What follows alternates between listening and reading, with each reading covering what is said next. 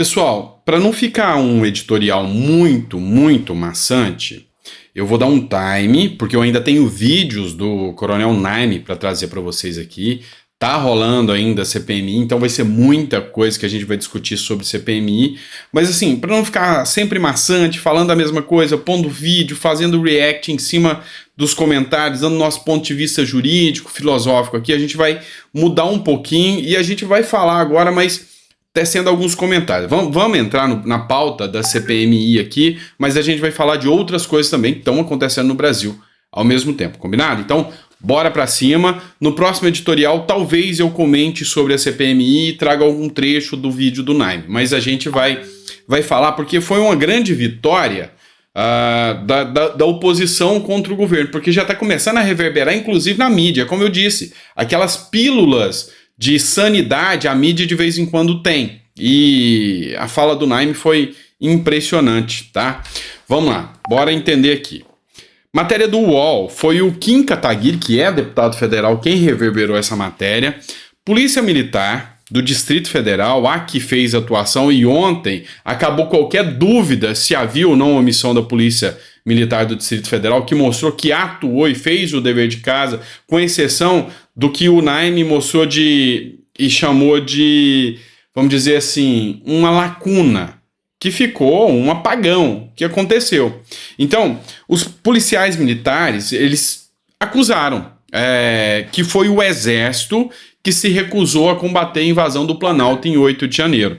E vamos lembrar que o Exército está incluso ali dentro o GSI do nosso saudoso general Gonçalves Dias, que foi indicado pelo Lula. Então aquela narrativa de que pegou o barco andando, que o Capelli trouxe, não tá colando mais. E as informações que são esposadas aqui começam a mostrar isso. Olha só o que o Kim Kataguiri falou.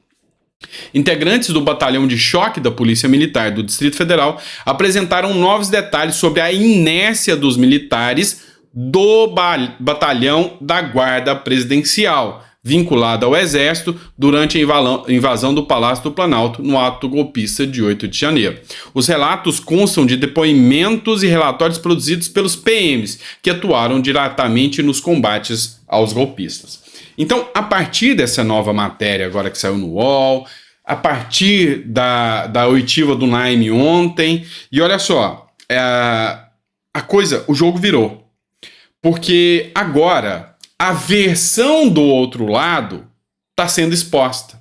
O governo tentou usar uma estratégia que seria blindar os seus e fez bem, porque a gente já mostrou que há uma, vamos dizer assim, incompetência muito grande por parte daqueles que atuaram com o governo.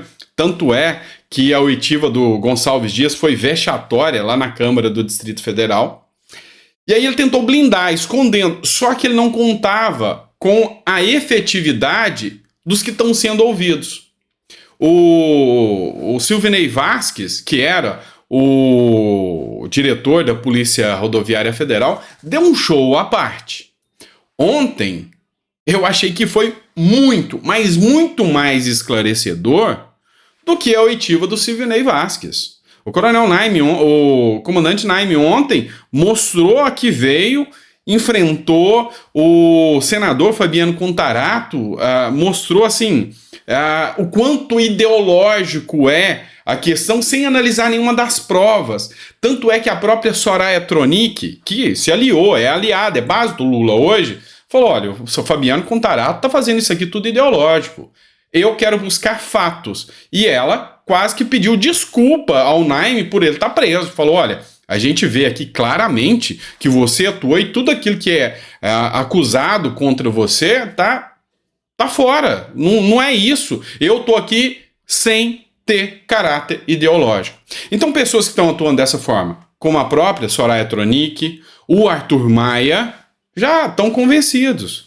A relatora, que é a Elisiane Gama, saiu, não quis nem ouvir o depoimento, porque já tem um relatório pronto, mas a verdade foi exposta ontem. A verdade veio à tona, porque não há que se falar nem de longe em omissão do coronel Naime. Ontem ele conseguiu provar isso para qualquer operador do direito como eu sou, ficou nítido e límpido que ele demonstrou ali a sua inocência e em momento algum houve omissão por parte dele. há um erro jurídico aqui, um erro judiciário aqui, nítido e latente, porque as provas foram esposadas. Aí 2 pontos. Primeiro, o STF, a partir da Rosa Weber, negou agora, ou autorizou, que quem for prestar depoimento fique em silêncio. Então, por exemplo, se o Anderson Torres quiser ir ficar em silêncio, ele pode.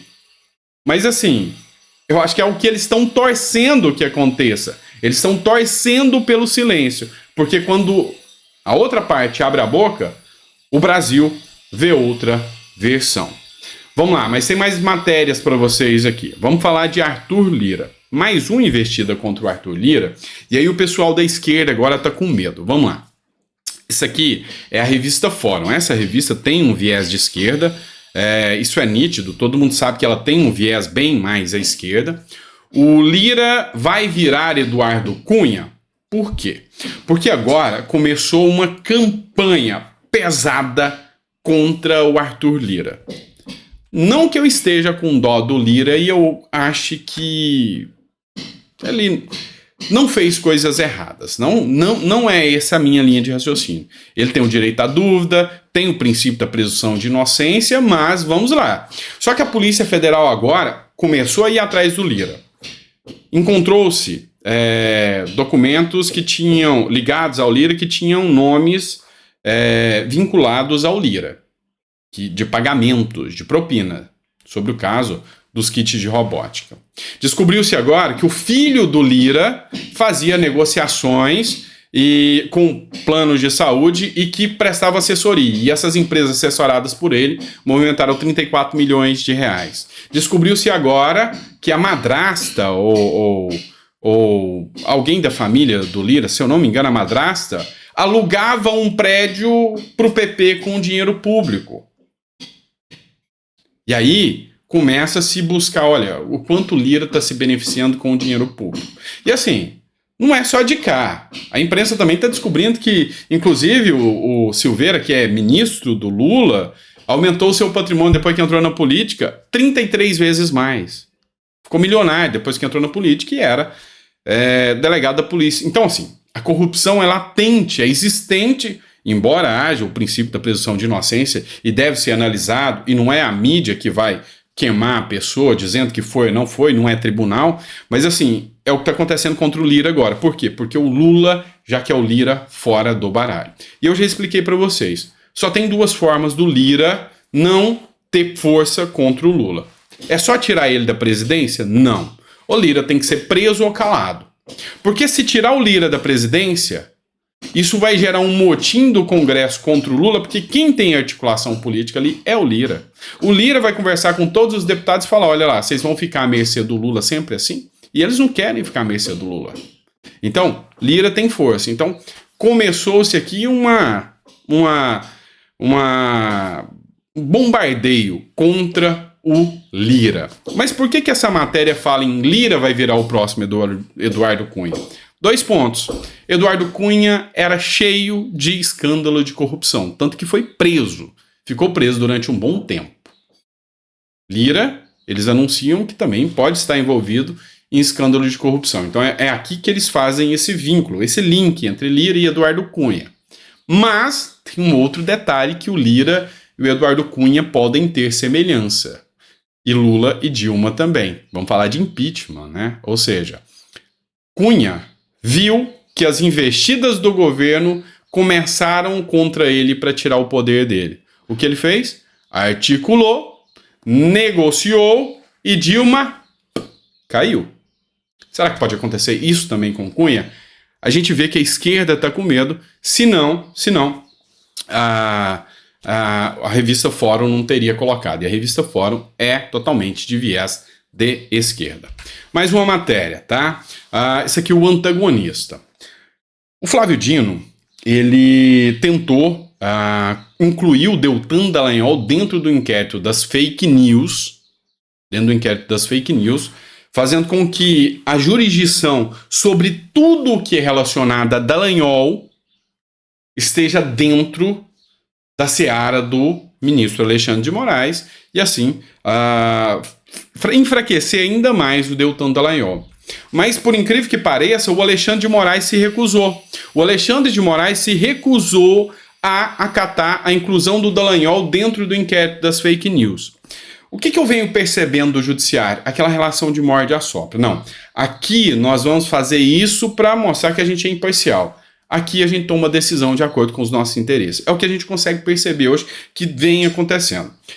O delegado Zucco, Coronel Zucco, o Coronel Zucco, que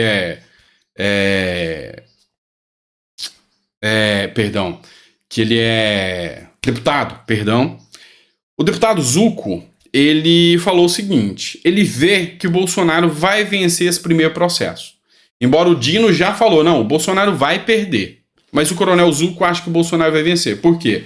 Porque ele acha que nessa primeira fase ainda não é interessante para o STF e para o TSE, e o TSE vai deixar passar. Mas ainda existem outros casos. E nos próximos casos, aí eles pegam e falam, mas nós somos imparciais. Ali ele ganhou, perdeu agora. Nós não fomos direto com sede ao pote. Então, a mesma coisa acontece aqui em relação ao Deltan Dallagnol.